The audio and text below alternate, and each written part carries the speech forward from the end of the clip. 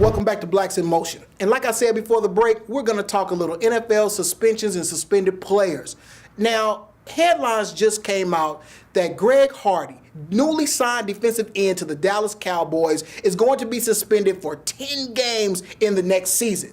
10 games. Now remember, he was on the exempt list because of charges brought against him against his ex-girlfriend. And then he was subsequently let go, or should I say his contract ran up with his team, the Carolina Panthers. So everybody was wondering who would take a flyer on this guy and try to sign him. Well, it was my team, America's team, the Dallas Cowboys. But they put together a contract that was very low risk for them. Basically, he got paid to play. They wouldn't pay him unless he played in the games. So, hey, they protected themselves, but somebody probably need to give him a little protection. Now, understand, the punishment indeed fits the crime, because if everything that is true that came out in the reports, it is despicable. You should never put your hands on somebody if you're not in a fight. If you're not in a fight fighting for your life, you should not physically assault anybody else, let alone a woman. Come on, Greg Hardy, you should know better than that. But 10 games?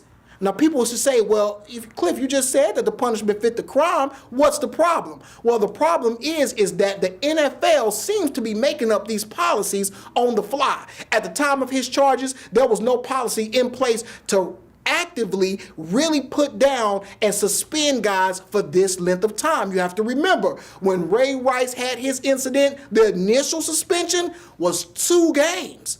Only 2. Then the NFL said, well, we only suspended him 2 games because Ray didn't tell us the truth. Well, when the court papers came out, Ray Rice actually did tell the NFL the truth. They just went soft on that charge, on that discipline. So this is my thing. Hey, NFL, get it together. We understand you have to maintain your image. Either way, these guys cannot serve time suspended for something that they didn't do, and just because you didn't have your stuff in order. So please get that together, because it's going to start affecting teams. Please believe me that Greg Hardy and the NFL Players Association will be appealing it. So if you ask me, he may only end up suspended about 6 games, maybe 8, but definitely not 10. That's too many. That only leaves him 6 games left for the season. Again, this guy deserves punishment. I'm just saying that I don't know if 10 games is right, because the NFL didn't have their things in order.